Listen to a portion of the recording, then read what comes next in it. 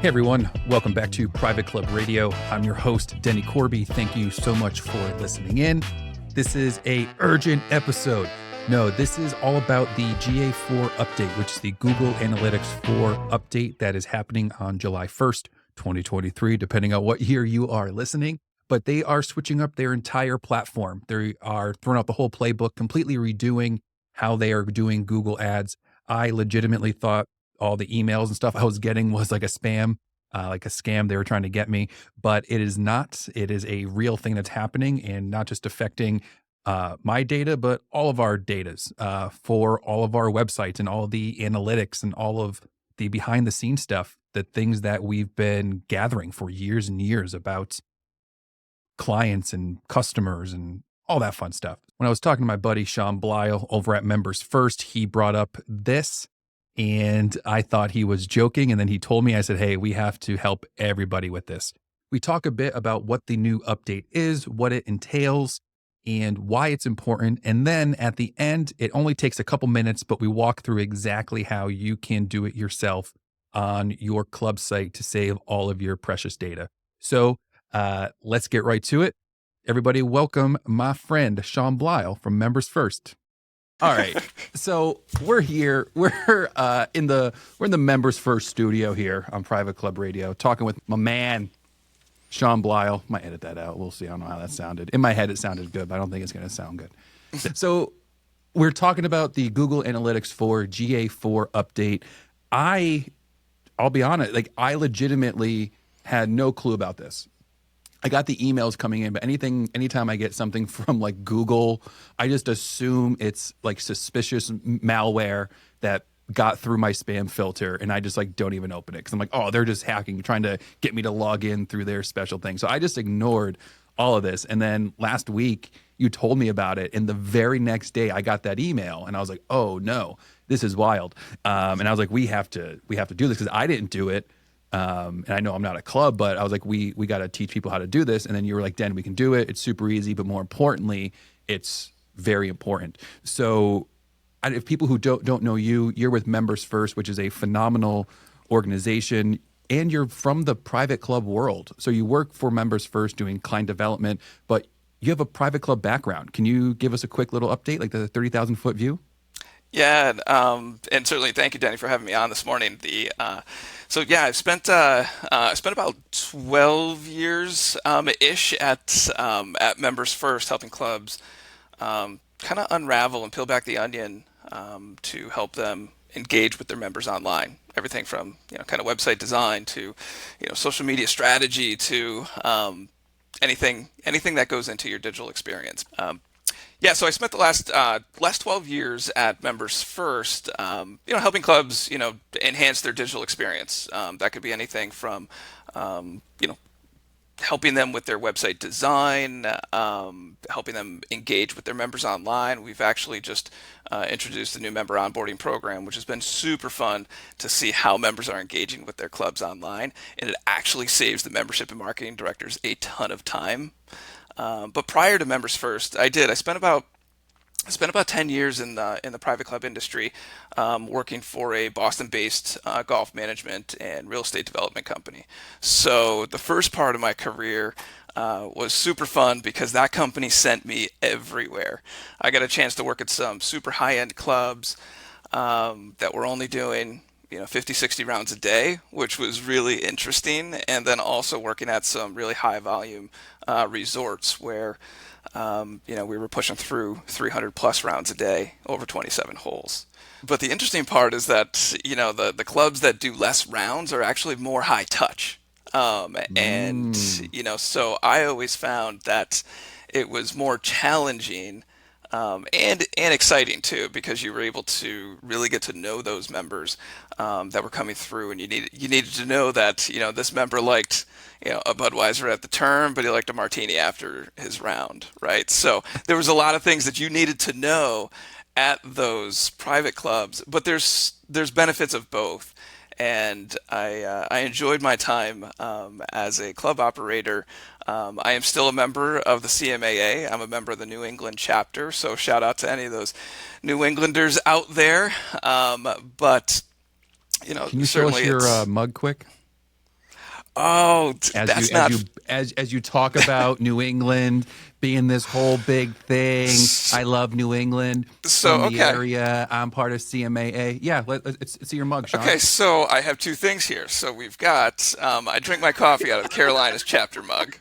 Thank you for calling me out on that one. However, guess what I drank a beer out of last night? So the New What? England chapter actually gave us logoed beer mugs as an annual gift. So ultimately, I think of the Carolinas in the morning and New England at night. But I'm gonna have to talk to my friends down in the Carolinas because we'll be heading down there for the summer conference pretty soon. So Ooh. we will have to we'll have to chat about that.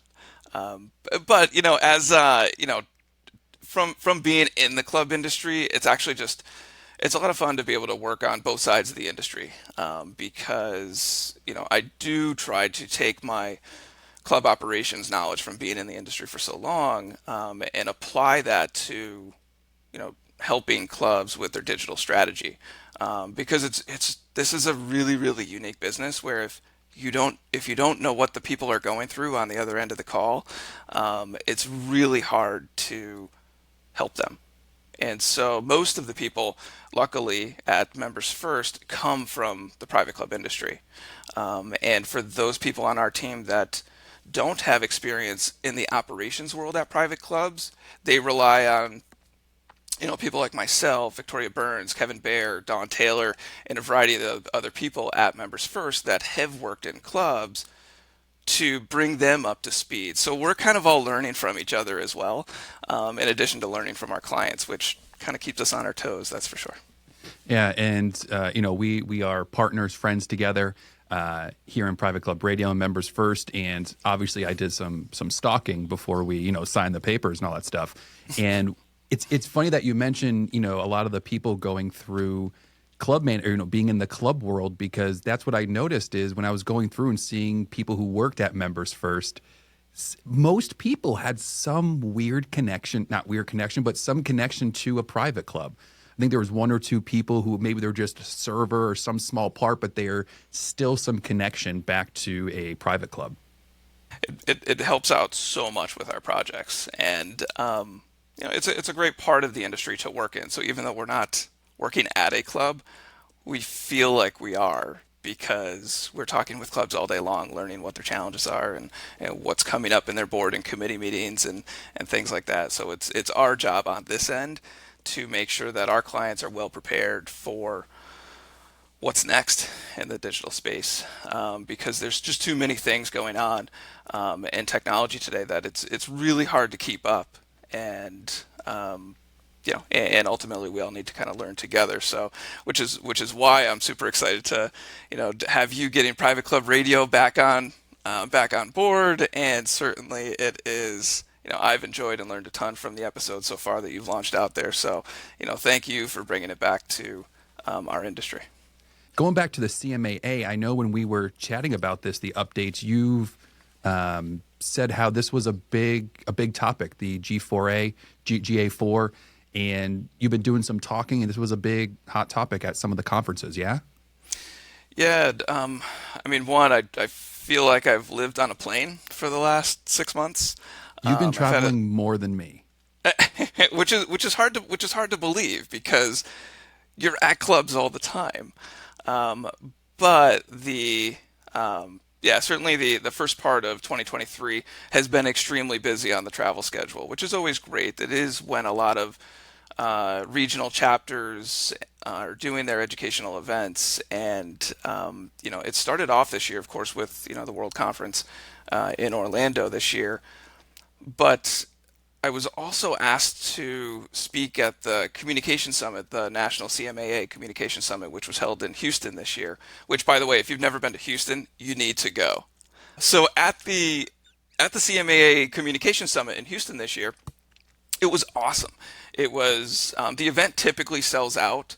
I think there was a little over 100 membership marketing directors, communications directors. There was a ton of general managers sprinkled into the audience as well, which was really great to see.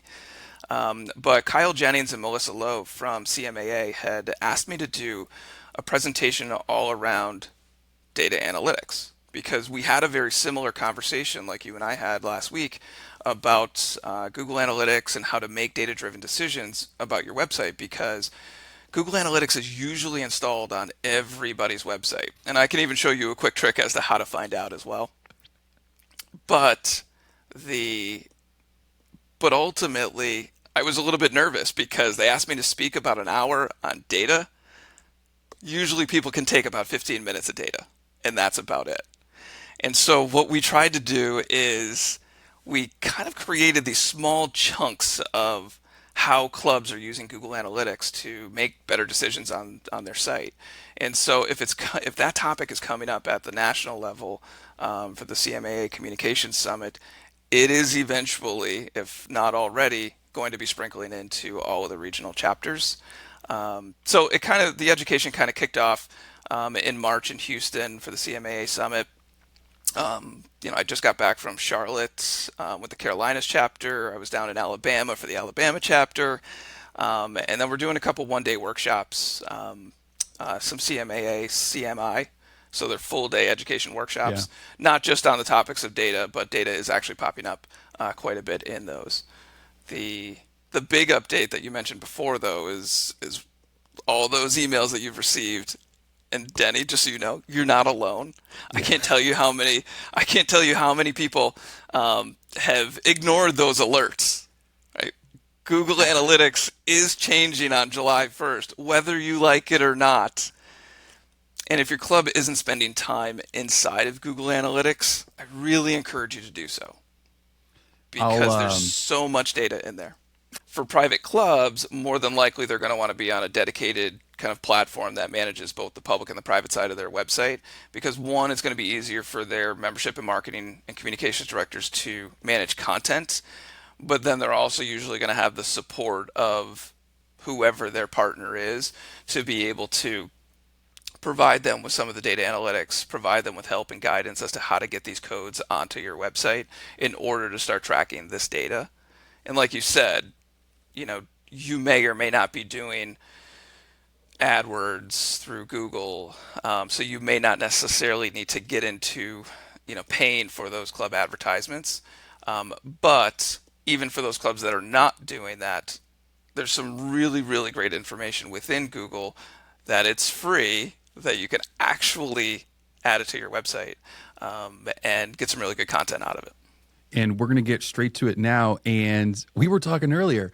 You were talking to a club, because we pretty much did it yesterday. You were showing me how easy. This is just mind blowing.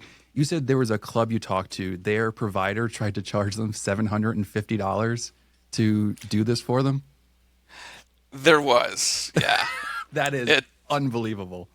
Now, keep in mind, there could have been a variety of other things that they were doing. They could have been creating some custom filters. They could have been removing, internal IP addresses so it filters out staff traffic.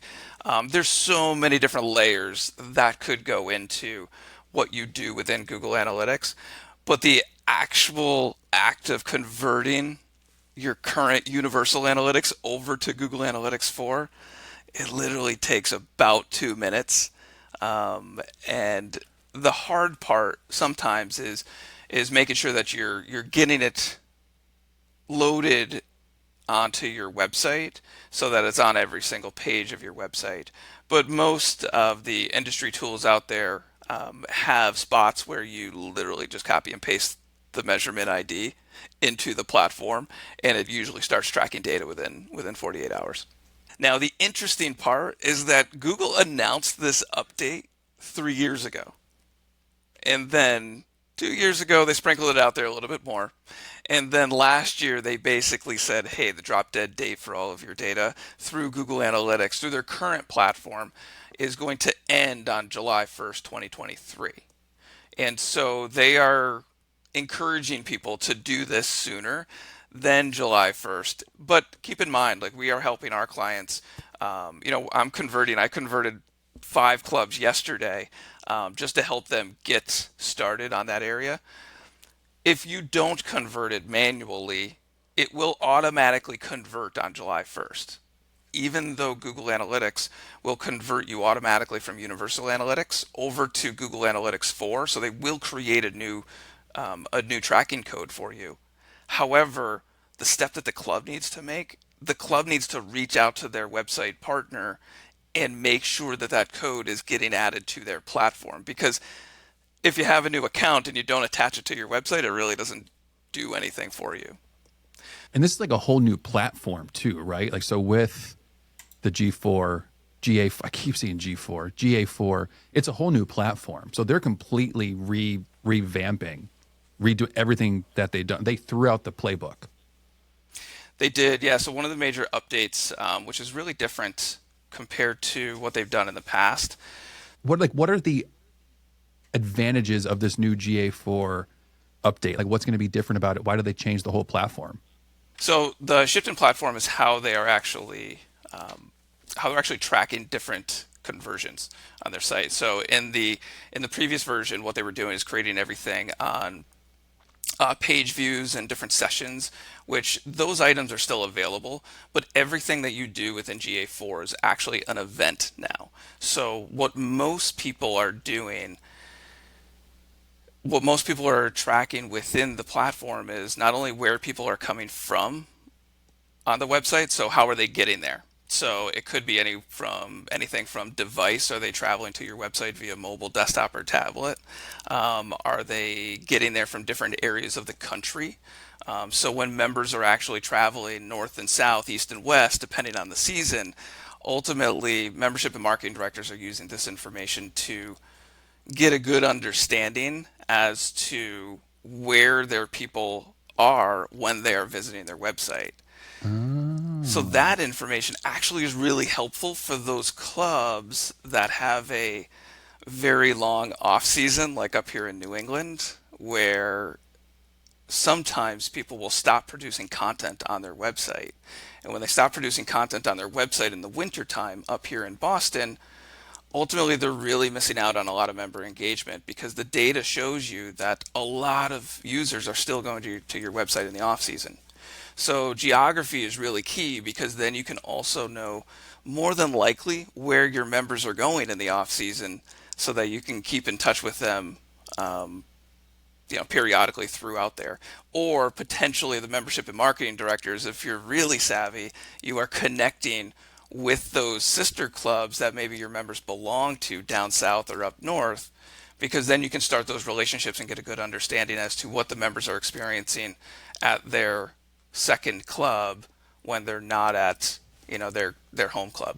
And correct me if I'm wrong. I'm just trying to understand it a little bit too, since you're the expert. So in the past with Google Analytics, if I went to Members First website, no matter where and let's just say I did it home, boom, I went on the website. Now, if I go to Florida and I go back on the website, it doesn't register in Florida. It just knows Correct. I went to the website in my home of Scranton, PA.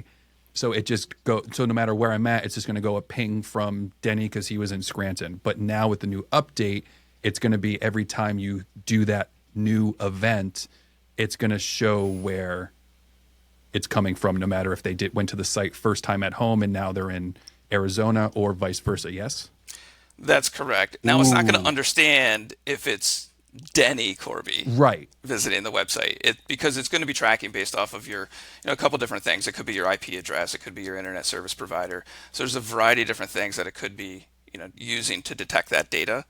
And ultimately, you're going to be able to start seeing your traffic patterns as to where your members are traveling and how and when they're accessing the website. Now, the other interesting thing that I've found when people are tracking data within Google Analytics, and this is common within the Google Analytics Universal platform, which is the existing one, or the new GA4 platform, you can also start to find out what is your referral traffic. So what other websites or what other platforms are driving traffic to your website?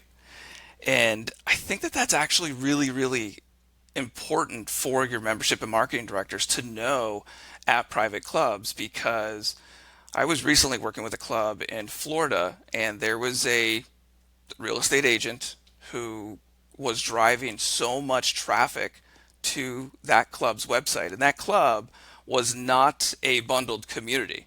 It had no real estate associated with it. So I went down the rabbit hole and said, hey, if this person, this real estate agent, is driving traffic to the club's website, my first thought was, how are they doing that?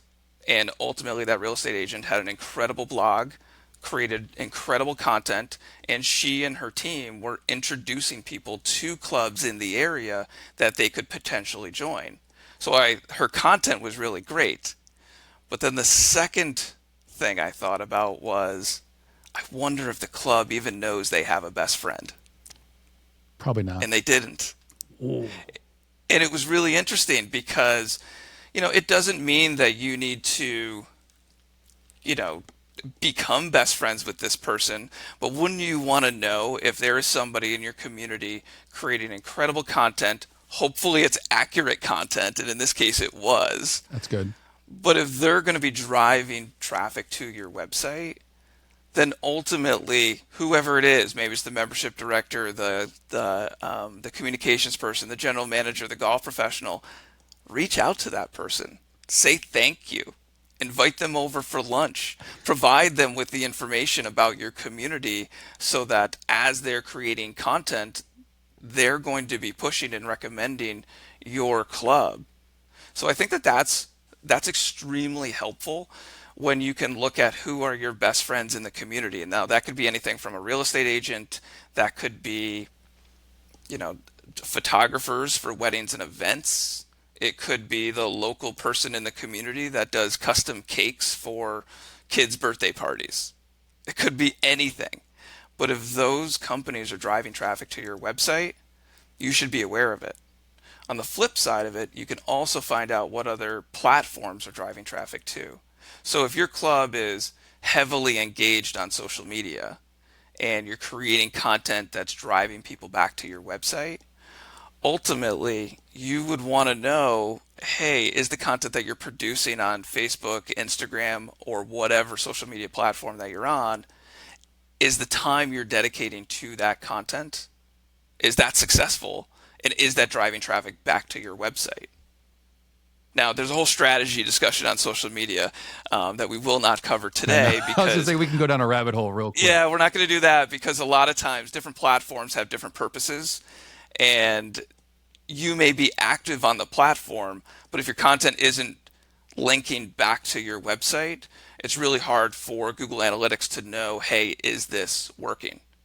But I did have, this came up yesterday with a client in Florida where they do their digital newsletters on a kind of a digital platform called Flipping Book. It's kind Yeah. of that, it's those newsletter platforms that when you flip the page, it sounds like it's flipping the page, kind of fun. But, they had asked a question about, well, is there analytics on that? And I said, well, unfortunately, it's not on your website, so I wasn't able to tell if it was successful or not. However, her and I jumped into it, and it was interesting because within her Flipping Book platform, there was an area where she could paste a Google Analytics 4 tracking code Ooh. so that now she can get that information specifically for her digital newsletter. So some of this data goes beyond just your website. It could be in a variety of different platforms that you're using.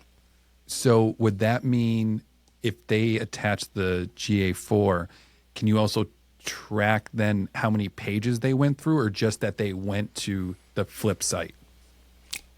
So I don't know that Okay. Flipping Book software platform. Gotcha. However, the conversation did snowball a little bit, and we started looking at the digital newsletter. And ultimately, within their digital newsletter, I encouraged them to make sure that within their digital newsletter, they were providing links that drove people back to the website.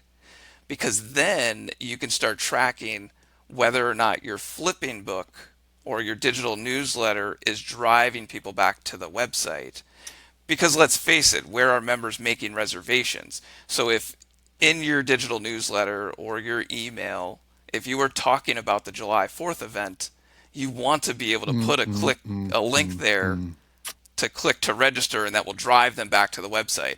So there's two areas where That's you would want neat. to focus on.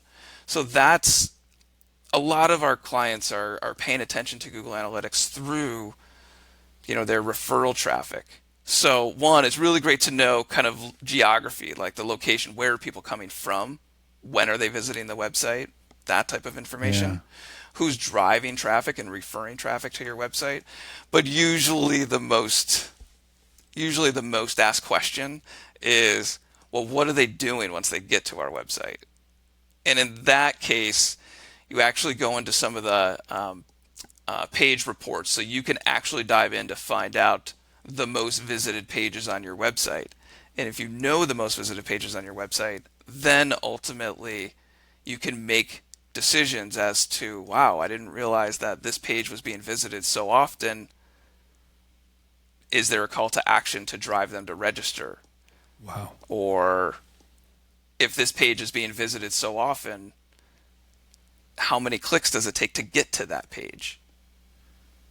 And we worked with a club recently that was having staffing issues, like most companies and most clubs these days, right? And ultimately, their employment page was in the top 20 most visited pages. But it took them 5 clicks to get to that employment page.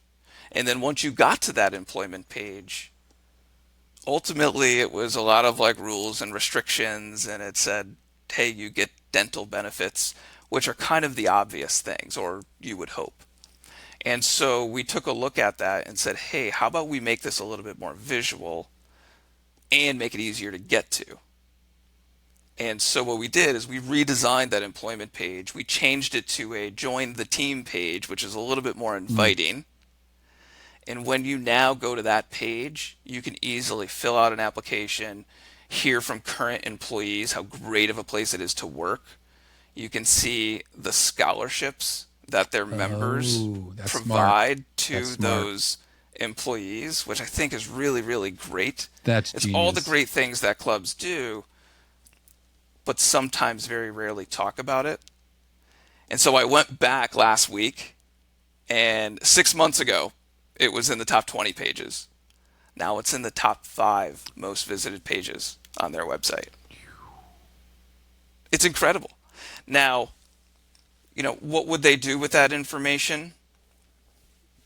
I think, one, it justifies the time and effort that their marketing director spent creating that page.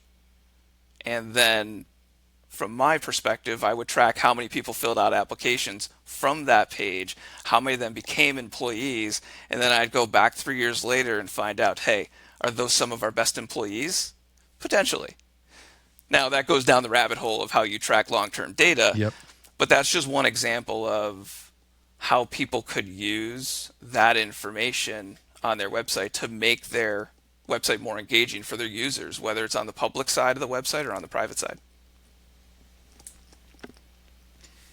And, not for me, this is so overwhelming because there's so many rabbit holes and so much data and so much to do. And obviously, shameless plug. I mean, this is pretty much why people work with you all at Members First, is having that, that team member, that friend, that confidant next to you going, hey, here's what you should be doing. Hey, here's the data and here's what to do with the data. And here's how to do unique things. Hey, here's what other clubs are doing. Here's what other clients of ours are doing. And, they did X, just like with you and the, join our team, went from top 20 to top 5 pages. I mean, and helping them make that change and maneuver and adapt. I think that's really, really powerful.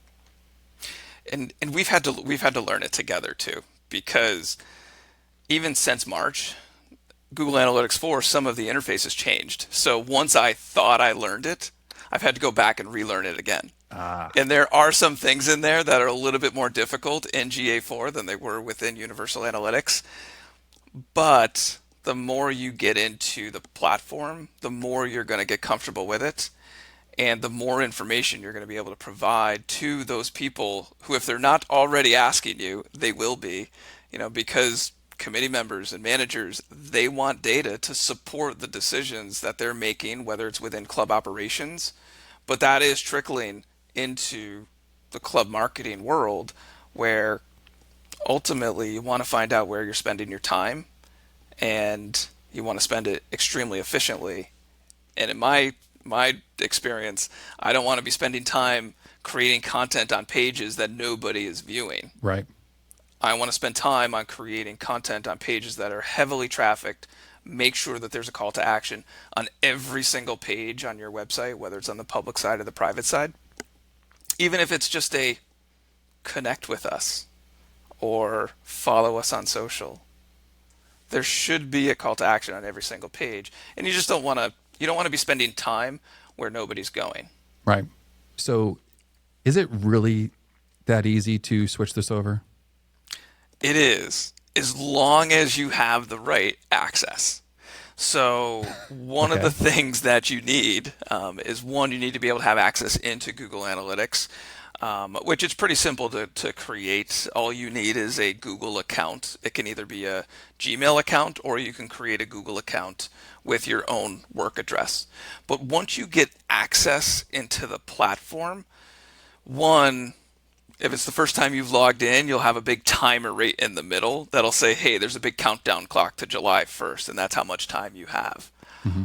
If you X out of that and ignore that alert, that's okay. They're still going to put a big begin migration tab up here, which will help you start the migration process. But where that actually takes you is to the GA4 assistant within the admin tools. So once you click on the GA4 Setup Assistant, you'll say, I want to create a Google Analytics 4 property. And what it's going to do is it's going to create that property, but it's going to connect it to your Universal Analytics account. Okay. So when you create the property, it'll give you a few different settings in here. But the main thing you'll want to do is just go to the property.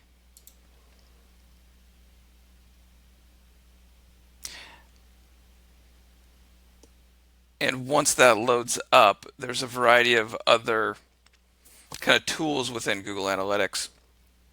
But the thing that you're going to want to, once this loads up, you can cut that up.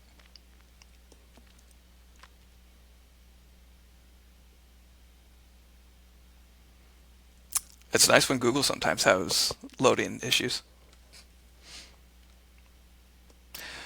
So once you go to the Google Analytics property, you're going to want to look for something called a data stream.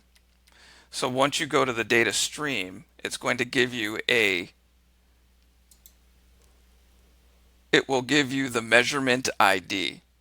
So once you copy the measurement ID, then you're going to want to reach out to your website platform partner to be able to add that code to every single page within the website. So at Members First, this is how easy it is. So if you were to create that data stream, you would literally reach out to your client services manager, provide them the code.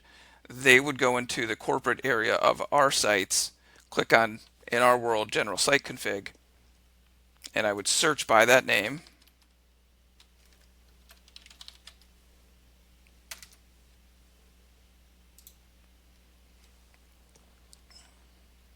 This is so easy. And we have just a quick tool. We have a quick tool in here called Analytics, and you literally paste the code Wow. within here and hit save. So what that does is that within our platform at Members First, that adds it to every single page on the website. Now, keep in mind, any other website partner out there within our industry should have those tools to make it just as easy. However, you're going to need to create that data stream, find that measurement ID, and send them the code in order for them to add it to the site. So once it's done, usually what happens is that the Google Analytics code will start tracking website data on your website, usually within 48 hours. And then you, of course, want to give it a few weeks to start gathering some data before you start analyzing it.